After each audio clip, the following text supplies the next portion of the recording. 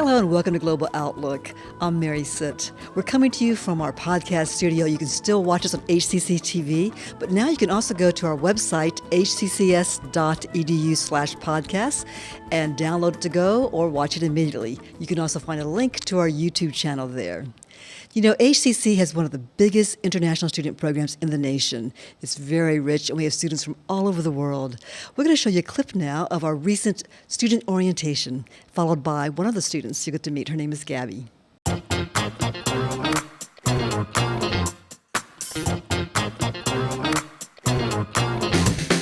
We are here to welcome our international students. We have 350 international students today to check in with us and go through the orientation so they can start their classes at Houston Community College. Today is the International Student Orientation. This year we did 2 days. It was yesterday and today. And as International Student Ambassador, we are the bridge between international students and the International Student Office. We are here to help students to engage with students and to help them adapt at HCC and Houston. It was a 2 days orientation, and yesterday was just to welcome them and let them feel adjust to HCC and not scared.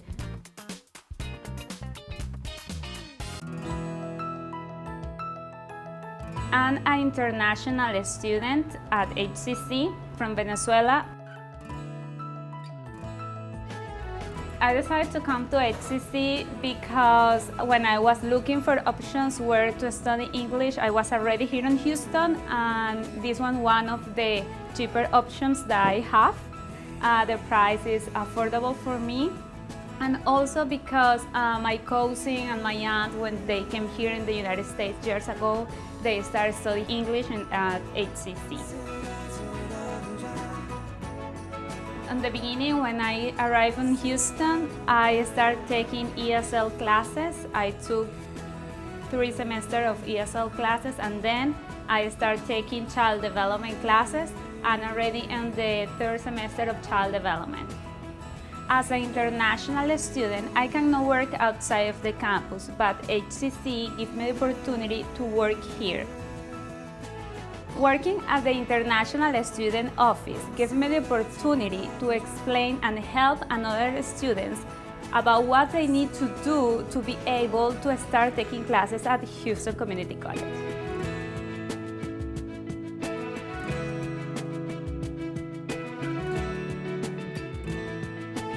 After I finish my academic program, I'm going to start my OPT program. I will work outside the campus in anywhere for 1 year. Thanks to HCC, I'm able to communicate in another language, and also now I can have a future in another career. Recently, we held an international student open house in the fall where the students got to meet all the different international advisors and the designated school officials. Let's take a look. This is an open house. We want to make sure that everybody knows who we are, what do we do, what kind of service. We can't just keep a service within ourselves. So we want to invite not only community members, our faculty, our staff, our students to know about us in what we do every day in this operation. That's a very important thing. That's what the open house is all about. So they can see us in a very different setting, not only official setting. It's more of a friendly, welcoming setting. That's the goal. We had Wheel of Fortunes. The Wheel of Fortunes is all about related to the services we provide for everybody. That's one. And they also have kids corner for the kids to come and do coloring and painting. And the third one is we have refreshment opportunities for them to even sit down, relax. And then when they leave the building, they'll get a tote bag with a slogan as a way to thank everybody who come and guide us, support us, and help us to shape the most important thing, the dreams of our students. It's very important. I want them to know that there is a place for them to share whatever concerns they have, whatever opportunities they want to pursue. That's the office called the Office of International Services and Program. We're not just counting them as a number. We want to know every single student, and we want to ensure we know their name and where they are from and what they're going to study and how long they will be with us. And that's the journey I want to be part of throughout my time here. That's the goal in creating the most important thing. The Chancellor has been guiding us called the ultimate student experience. Small things do count into a big ocean. Being international is kind of difficult because most of the times we don't have our family here. It's just us, you know, staying alone, being alone. But it's not the same with HCC. HCC here, you are never alone, actually, that's the truth. Because you have, like, everybody's around you. You know, the school's always by your side, so you always feel at home. You will never feel you know, like secluded. If we have problems, they're always like, come to me, you can talk to me, you know, tell me. So the school has been a great support for me personally. Coming up next, we'll meet a best-selling and award-winning author whose book, The Forest of Enchantments, will enchant you. Stay with us.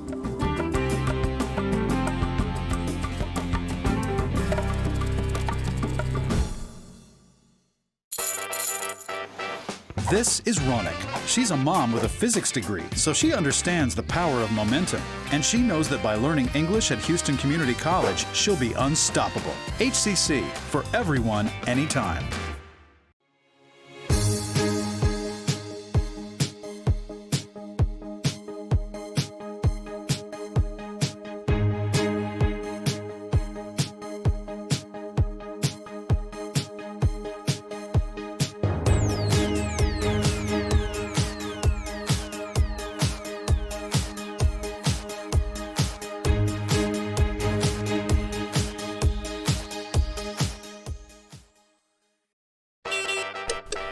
Meet Saskia. She loves cars. Seriously, she whistles at them. So she's studying engineering at Houston Community College. After that, a 4-year degree. Then it's off to the races. HCC, for everyone, anytime.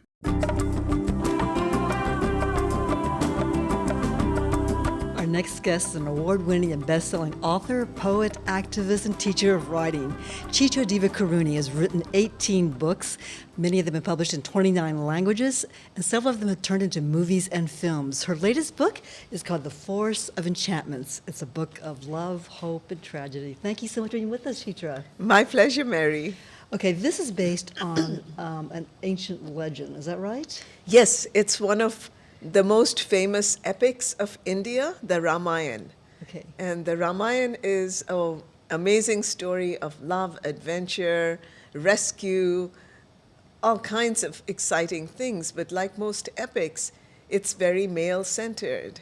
And Ram is the god, he's actually a god, right? He's a god come down to earth, so Okay, he's in in human between form. God and humans. Okay, and his wife is Sita. Sita. Sita. Okay. And Sita is the main character of the Forest of Enchantments, where she tells her own story. So you took a traditional tale and you just twisted it a little bit by making the whole point of view from the woman's point of view. Exactly, because I really believe the teller of the tale changes the tale, and that's been my experience with Sita. As I explored her character and I thought about it, I began to see that the traditional way in which she's been portrayed over centuries has been a very patriarchal one. Mm-hmm. She's always been portrayed as obedient and docile, but really, she's not that way. She's very strong, and I wanted to explore her kind of strength because I think it has a lot to tell us today and to teach us as men and women living in today's world. Okay, so Chitra, I've read many of your books. I love them all.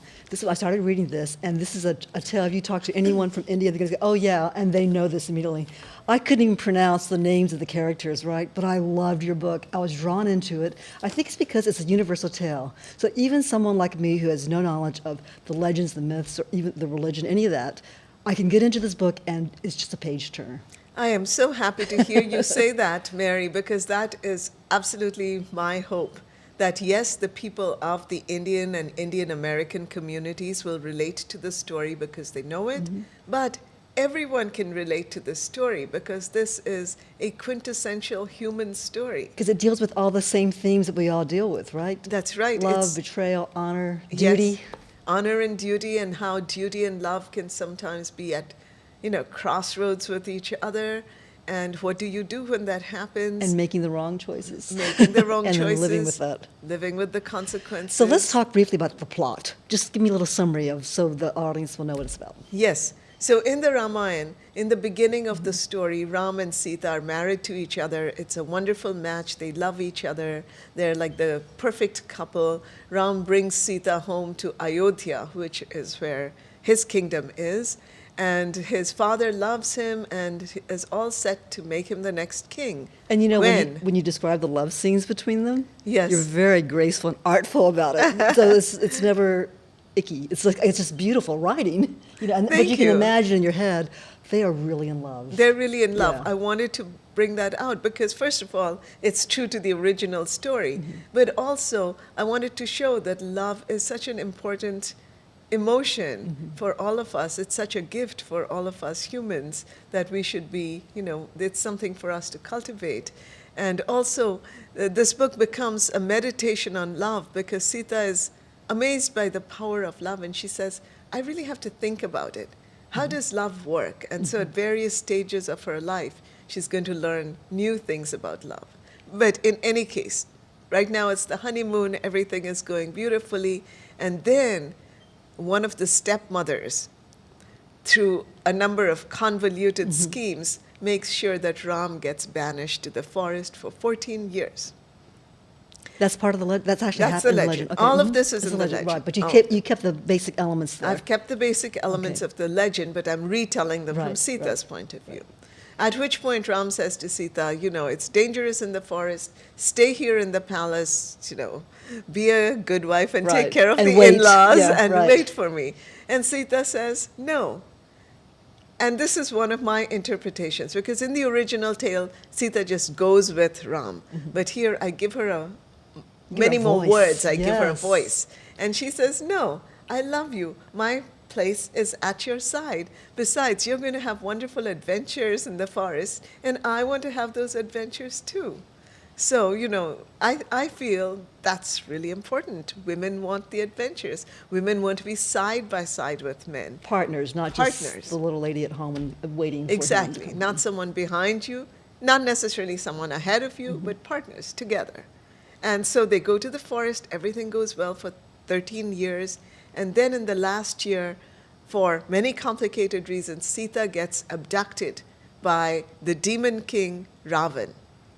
And so Ram has to find her and rescue her. Sita, meanwhile, has to live in his palace and protect herself from him, which she manages to do because she's not only strong in herself, but she's smart. She knows how to, you know, she knows how to do that.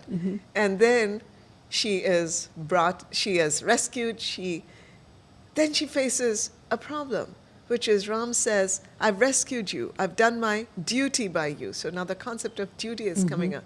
But the people of Ayodhya are not going to accept you because you've been abducted, you've been, you know, soiled. Sort of tarnished because she was Tarnished. abducted under this other demon king, and who knows what happened between Who the two knows of what them. happened. And so even though he trusts her loyalty, the people in Ram's kingdom may not. May not. And May so not. because of his duty to the people, and even though Exactly. he loved Sita, Yes. he was going to like do away with her, basically, right? Yes, he was like, you can go where you want, you know, these people will take care of you. I've told them they will treat you well, but you can't come back. And then Sita, again, this is where I've given her a voice, although all of the original elements are in the 5,000-year-old tale. Sita says, well, you know, first of all, you are doing something wrong. I was abducted against my will. Why is it my fault? And when I was reading and thinking about this, that really resonated with me because there are so many women today who are victims of violence, who are victims of rape, who are whatever, you know, victims of abduction. And they are made to feel ashamed. And Sita says very strongly in something that I think we can all relate to. If something is done to me, I don't need to feel ashamed about it because I wasn't participating in that.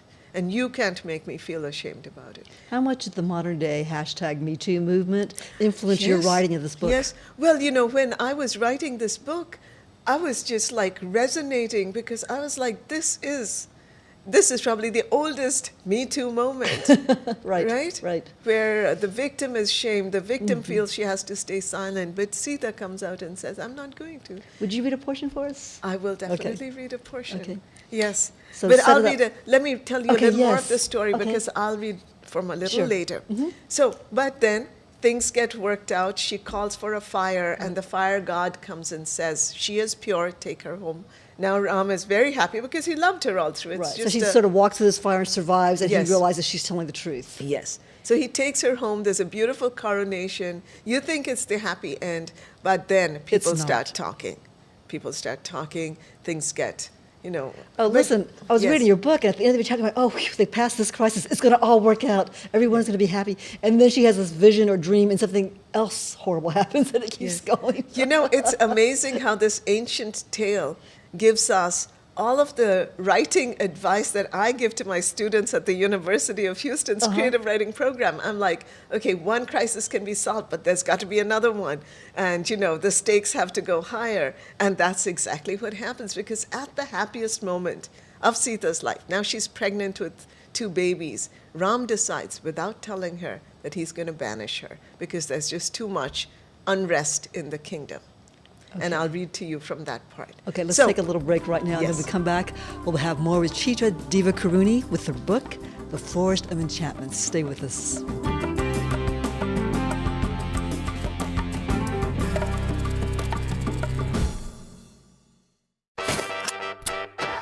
Meet Elizabeth. She's a mom on her way to get groceries. She's also on her way to getting an associate's degree at Houston Community College that could help provide for her family. HCC, for everyone, anytime. I've seen people's lives change just by attending a class at HCC. Some of them might not have the financial means to go to a 4-year university. That doesn't make them any less quote-unquote smart than the kids who go to a 4-year school. HCC is easy to get to. It's easy to apply and easy to become a part of. It gave me so much confidence. Once you finish your 2 years there, you can transition into a 4-year university or go into the workforce. It's affordable, it's accessible, it changes lives. Meet Ekaterina. She has lofty goals to learn English and accounting. So she's studying for 2 degrees at Houston Community College, which means she's going all the way to the top. HCC, for everyone, anytime. We're here talking with best-selling author Chitra Divakaruni, who has just had her latest book published called The Forest of Enchantments. Chitra, thank you for being with us. You're going to read a passage now for us, but before you do, set it up for us. Yes. So I'm going to read you something from almost the end of the book. Sita has come back. She has been coronated as queen along with Ram. And now, just when she thinks everything is wonderful, she's pregnant with twins, this is going to happen. So she's going to tell Ram, I had such a good time in the forest with you. I would like a little R&R, going back to an ashram in the forest, a little community. And he says, fine, why don't you go? So she's very happy. She's excited. She thinks it's a short trip. And when she almost gets there, his brother Lakshman is taking her. And she's amazed and taken aback because he's weeping, which she's never seen in her life. She asks him what happened. And he says, the people have been talking. They don't believe that you are innocent because you were abducted. And so Ram has decided to banish you. This is a one-way trip. You have to live in the ashram. And she feels terribly... She's devastated. She's devastated, and she feels betrayed. And she says, why didn't he tell me this? I understand that he's torn between love and duty, but at least he should have allowed me to be part of that decision. Man up. Really. Right? Just allowed me, told me about it up front. And then I'm going to read the next part. Okay. But he didn't trust me, Lakshman, my husband, whom I trusted from the very moment my father put my hand in his. My husband, whom I believed in through the darkest nights of my despair. My husband, to whom the gods themselves proclaimed my innocence. That husband has now discarded me like an old sandal. You go back and tell him this, Lakshman. He sentenced me to banishment because people were whispering that I might have betrayed him. But he's the real betrayer. Who's going to sentence him? And then she walks off into the forest, into the dark, and she's ready to throw herself in the river. But then she remembers this. My babies, the most innocent, the most wronged. I could feel them inside me, trembling, clutching at each other, sensing that something terrible had happened. Don't be afraid, little ones, I whispered. pushing my way determinedly into the dark, even though I had no idea of what it held. Hot tears scalded my cheeks. I'm going to live for you. I'm going to guard you with my last breath. I'm going to love you enough for mother and father both. I'm going to teach you everything you need to know to be princes. But more than that, I'll teach you what you need to know to be good human beings, so that you'll never do to a woman what your father has done to me. Wow, that's pretty powerful. Thank you. She is, in her own quiet way, Sita is so strong. And she is, as far as my research showed me, the first single mother in literature. So and, this and she actually has so much to... This happened in the legend where she was by herself with Yes, the twins. Okay, yes. so And she brings them up in the forest with the forest community. She does a great job with it. So she is like a great role model for all of the women out here today who are single mothers Now, and who have teacher- to fight so many social forces. you yourself are an immigrant. You came over here when you were, how old? Your 20s? I was maybe? 19. You were 19, Yeah. and you were not a published writer at all then. You No. didn't even write then, No, right? I So tell me didn't. about your experience as an immigrant and how you became a writer and why literature by immigrants and about immigrants is so important today. You know, I think really moving to America made me into a writer because it made me value what I'd left behind. It made me appreciate my culture and want to share it with people here. And it made me realize what a wonderful place and opportunity America is for immigrants, where we are in touch with so many cultures, we have so many opportunities, we can make friends and learn from people who have originally come from all over the world. And that is why I feel, especially today when there's just a lot of pushback against immigrants, it's important to remember through stories like this how much immigrants bring to America, how they enrich America, and how they talk to us in a voice that is different and yet shares a common humanity. And how did you write your first story? Tell me about the very first time you got published. Well, the very first time I got published, it was a story about my grandfather. He had passed away in India, and so I wanted to write a story. It was going to be fiction, but it had to have a grandfather in it. That was Right. my tribute to him. And that's what got published first time. I was in California then. So all of your stories are set in India, is that right? Often They're usually they are. about women. Well, there's one amazing thing is set in San Francisco. Yes, and Sister of My Heart is set halfway in San Francisco, in the San Francisco But they area. usually center around women characters. They do. Tell They me do. about I have a special love for women characters because, well, for centuries, they really have not been at the hearts of stories, or when their stories have been told, they've been told by male writers, Right. often wonderful writers, you know, like Shakespeare and Tolstoy. But when a woman tells a woman's story, I think she tells it differently. How? Because I think we understand the inner workings of women and how they look at things such as single motherhood or Me Too or victim shaming. They have been at the receiving end of that in a whole different way than even the most empathetic men. So I think women telling women's stories is very important. Immigrants telling immigrant stories is very important. We come to it from the inside. They come from a place where no one else can be unless you experience that yourself, right? Yes, yes. What do you tell your students? Because I know there are a lot of HCC students who may think, I want to be a writer someday, I want to be published. What kind of advice do you give them? Well, you know, first of all, I love the fact that I teach because that helps my own writing. It teaches me so well. Whatever I'm teaching them, I Right. know I have to do that myself. So I tell them, read widely. Read beyond your usual comfort level. So, you know, read books by people who are very different from you, like maybe Forest of Enchantments. Whose names I can't pronounce, but I loved the story. It was great. Thank you. And then you will start seeing the world differently. Also, when you read writers who are coming from different cultural backgrounds, you learn to tell a story differently because each culture has some different and unique things it does in terms of how the story is told. So do you encourage your students to draw from within whatever their culture is? Yes. And write from that place? Yes, I say be proud of where you're coming from and look for the stories there. Look for those stories. Those stories are there. And only you can tell them in a way that nobody else can because you've experienced their deeper truth. You understand. And maybe it's a split culture. That's fine too.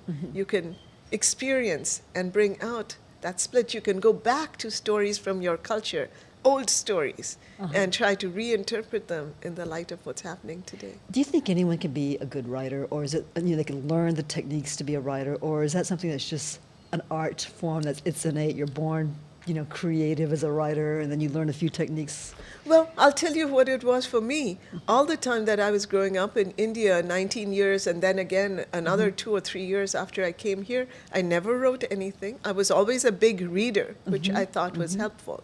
I know it's helpful. I tell my students this: you have to read if you're going to be a writer. But it was really, and when I started, I wasn't very good, because, a lot of my work got rejected before it started getting accepted. Right.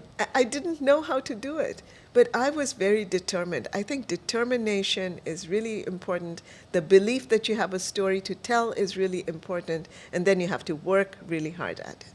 What sort of techniques do you tell your students? Well, first of all, I tell them, look at character. My work is very character-driven. So I say, try to understand your main character. What does that person want? What do they fear? What are their goals? And what are the obstacles to the goals? Because it's that conflict between the goal and the obstacle that will create the drama. And it's not just one obstacle. As you were saying, in Forest of Enchantments, one obstacle gets taken care of, then there's another. And the tension just starts building. So just be aware of building that tension, but ultimately feel your character. Because when you feel and understand your character, that will come out in your story. Do your characters take on life of their own? They absolutely do. When I'm writing a book, like when I was writing Forest of Enchantments, half the time in my head, I was living in that world.